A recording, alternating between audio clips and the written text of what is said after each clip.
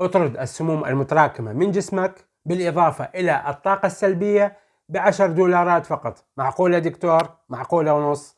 وتابع الفيديو.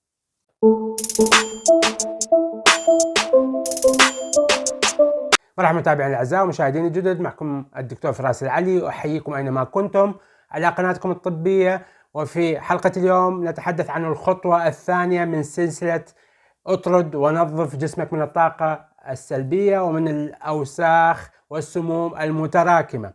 طبعا اليوم نضيف على الخطوة الثانية هو طرد الطاقة السلبية مع السموم المتراكمة. طبعا كما تعرفوا في الحلقة السابقة تكلمت عن الخطوة الأولى في هذا البرنامج، يمكنكم مشاهدة هذا الفيديو على الرابط هنا.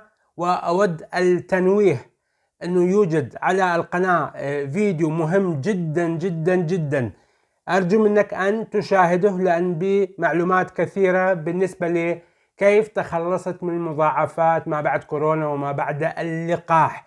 يوجد بروتوكول سهل التطبيق، رخيص، لا يحتاج إلى نفقات مالية كبيرة، مكون من 10 خطوات. الكثير منكم يعيش في دوامة الآن إخوان الكرام بسبب مضاعفات ما بعد كورونا والتعب المستمر والإرهاق ووجع الرأس، هاي الأمور كلها. أنا الحمد لله رب العالمين تخلصت من معظم هذه المضاعفات بطريقة سهلة عن طريق هذا البروتوكول. يمكنك مشاهدة هذا الفيديو المهم جدا على الرابط هنا. طيب اليوم خلينا نتكلم عن الخطوة الثانية. هذه الخطوة الثانية نقوم بها باستعمال ملح البحر، الملح البحري. أنا تكلمت عن فوائد الملح البحري، تقريبا 20 فائدة أو أكثر في فيديو أيضا موجود على القناة، سوف أضع لك الرابط في الوصف. ولكن اليوم خلينا نتكلم بطريقة سريعة عن الفوائد اللي احنا نحصل عليها بالنسبة لتنظيف الجسم من السموم. أول شيء تحسين الدورة الدموية. في الحلقة السابقة تكلمت عن الخطوة الأولى وكيف نحسن الدورة الدموية باستعمال الخطوة الأولى، وهذا أيضا يساعد ويعزز ويدعم الخطوة الأولى. تحسين الدورة الدموية، توصيل الكمية الكافية من الدم لجميع الخلايا وجميع الأعضاء الذي يكون هو أصلا محمل بالأكسجين. وإذا وصل الأكسجين بكمية كافية للخلايا وخاصة للمخ فنحن نحصل على فائدة كبيرة جدا ونتخلص من مشاكل كثيرة، ومنها مثلا على سبيل المثال أوجاع الرأس والصداع وهذه الأمور كلها.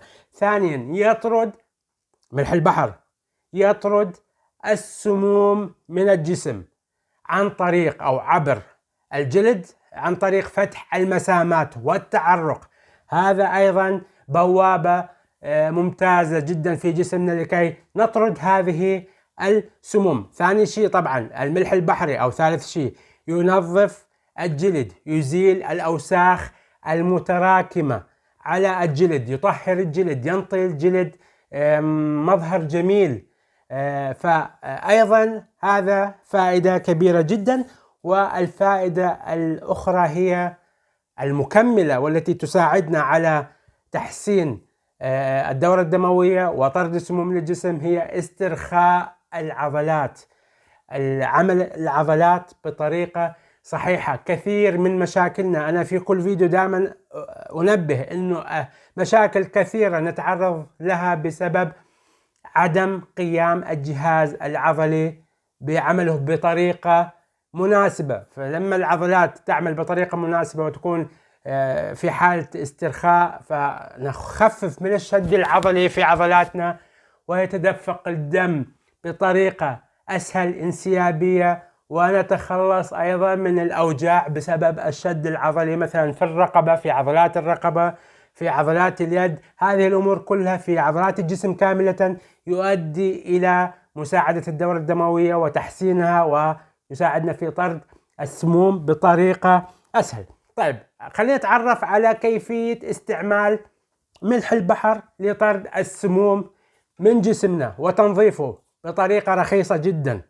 طبعا قبل ما نبدأ هذه الخطوات أرجو منكم الاشتراك بالقناة وتفعيل الجرس ووضع اللايك الجميل لتساعد هذا المحتوى الطبي الهادف الصادق المخصص للناس جميعا، وخاصة الناس البسطاء، لكي يخرجوا من دوامة التشخيص الطبي وعدم معرفة كيف مساعدة صحتهم بتحسين وضعهم الصحي. طبعا خلينا نتكلم عن هذه الخطوات، شلون استعمل ملح البحر.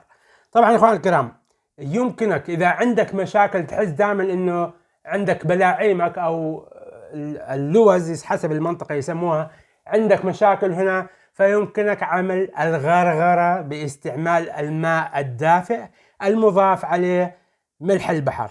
يعني لكل استكان أو لكل كوب ماء يمكن إضافة ملعقة صغيرة من ملح البحر، وتقوم بخلطه وعمل الغرغرة، تغرغر، تنظف هذه المنطقة من الأوساخ، من حتى الميكروبات، لأن الملح يسحب الاحتقان، يساعد على تنظيف هذه المنطقة. وإذا نظفنا هذه المنطقة وهي البوابة الأولى لحماية الجسم، البوابة الأولى هذه المنطقة، أوكي. نفس الشيء بالنسبة للخشم، ممكن أن تعمل على، ولكن إخوان الكرام يجب أن دائما تشوف وضعك الصحي بالنسبة لهذا الشيء، وقبل ما تعمل أي شيء إذا عندك مشاكل صحية كما أقولها دائما يجب عليك استشارة الطبيب وعمل التحاليل قبل كل شيء، هذا شيء مهم. الخطوة الثانية عمل البانيو أو الحمام أو المختص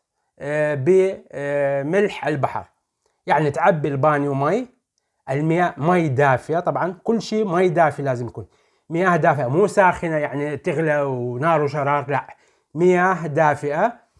تجيب الكمية طبعا حسب تحملك للملح، مو ناس في عندك ناس عندها مثلا يكون يجوز حساسية، فالأفضل تبدأ من كمية بسيطة، ممكن على البانيو كاملا تضيف 250 جرام من الملح، وبعدين تتدرج حسب تحملك له، وشوف شلون يعني هل عندك طاقة للتحمل، إلى مثلا نص كيلو جرام في البانيو. طبعا في كل عبوة يكون مكتوب هناك كم لتر وش قد لازم كمية الملح المضافة، تركيز المخلوط هذا. طيب سوف يطرح سؤال، وخاصة للأخوان العايشين في أوروبا، يقول لك دكتور إحنا ما عندنا بانيو بالحمام اللي إحنا نقدر نعبي مي ونقعد به، فما هو الحل؟ لا يوجد إشكال، على يعني أضعف مثل ما يقولها أضعف الإيمان إنك تجيب دلو أو سطل مي بالمياه الدافئة أيضا، تعبئ هذا السطل أو الدلو وتضيف عليه مثلا 100 جرام من هذا الملح، وتخلطه بإيدك، وتقعد تحط جريك به لمدة ربع ساعة، ثلث ساعة. طبعا البانيو ما هي المدة، نسيت أتكلم عنها. المدة أخوان الكرام، البانيو ممكن يعني تقريبا 20 دقيقة. 20 دقيقة بعد ما تقعد بهذا البانيو. شلون تقعد بهذا البانيو؟ تقعد به بشكل كامل وتغطي حتى رقبتك. ليش؟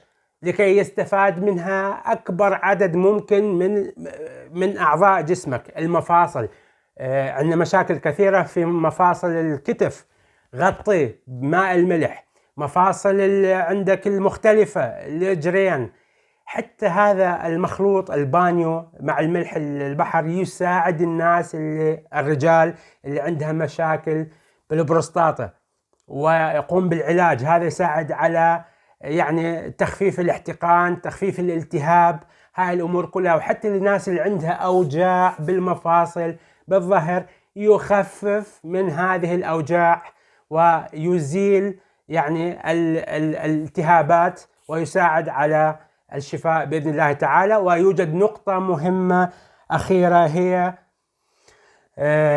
إزالته للطاقة السلبية. الملح يطرد الطاقة السلبية. حتى اسألوا الناس الكبار بالعمر، يعني جداتنا وهذا، كانوا يستعملوا حتى الملح للأطفال الصغار. أنا أتذكرها لحد اليوم، تحط بالكلينس شوية ملح تحطها بجيبتك، وبعدين أنا أتفهم إنه هذا يعملوا لطرد الطاقة السلبية لكي لا ينحسد الطفل، هاي الأشياء كلها. ففعلا إنه الملح البحر يطرد الطاقة السلبية، ينظف جسمك من جميع هذه الأمور. وللأسف إحنا نتعرض الطاقة السلبية في وقتنا الحالي بسبب الأوضاع والأخبار السيئة بشكل كبير جدا. في الحلقة القادمة سوف أضيف لك طريقة سهلة مجانية لكي نكمل هذه السلسلة بإذن الله تعالى. طب دكتور ليش أنت سميتها ب$10؟ يعني إخواني الكرام سعر الملح المطلوب لهذا الكورس ممكن تعمله 10 أيام أو 15 يوم. لهاي 15 يوم أو 15 مرة تكلفة هذا الكورس من بلد إلى بلد، يعني تكلفة هذا الملح تقريبا $10 أو 10 يورات. أوكي، فهذا السبب لهذه التسمية. طبعا يوجد نقطة ذكرت الآن على الماشي، إذا أنت ما تقدر تتحمل كل يوم تسوي هذا الكورس، يعني المختص هذا كل يوم، ممكن تسوي باوزة أو يوم عطلة، إنك يوم ورا يوم، يعني يوم تعمل هذا البانيو ويوم راحة، فيوم ورا يوم. إذا ما عندك إمكانية، ما عندك وقت، ما عندك يعني قدرة على التحمل. وسؤال أخير لك، لا نطول الفيديو، بس أنا أحب دائما أشارككم هذه المعلومات، لأن الناس فعلا في دوامة، الناس متعبين، الناس منهكين، حتى صار عندهم قلة ثقة بالطب والأطباء للأسف إخواني الكرام. وأنا أتفهم لماذا، بسبب حياتنا كلها تغيرت في جميع المجالات، مو بس بالمجال الطبي. فحتى إنك تلاقي متخصص في أي مجال يكون يحب يساعد ويحب ينطيك المعلومة صعب جدا الآن. هسه في بعض الناس يعني ما عندهم قدرة حتى يشتري الملح البحري، يعني حتى إذا عائلة كبيرة وعنده 10 أطفال، أو يعني يقول لك دكتور ما عندي إمكانية حتى $10 أشتري. طيب شو أسوي؟ لا يوجد إشكال إخواني الكرام، إذا ما عندك قدرة تشتري ملح البحر، طبعا لازم تشتري أرخص نوع، مو لازم غالي، وهذا أرخص نوع. إذا ما عندك إمكانية تشتري ملح البحر، حط الملح العادي مال الطعام. ملح الطعام أيضا يمكنك استعماله، وأيضا ينطي إن شاء الله أيضا نتيجة. طبعا ملح البحر أفضل، ولكن هذا إذا من مرة ما عندك إمكانية. وإلى الحلقة القادمة، أحبكم بالله وإلى اللقاء.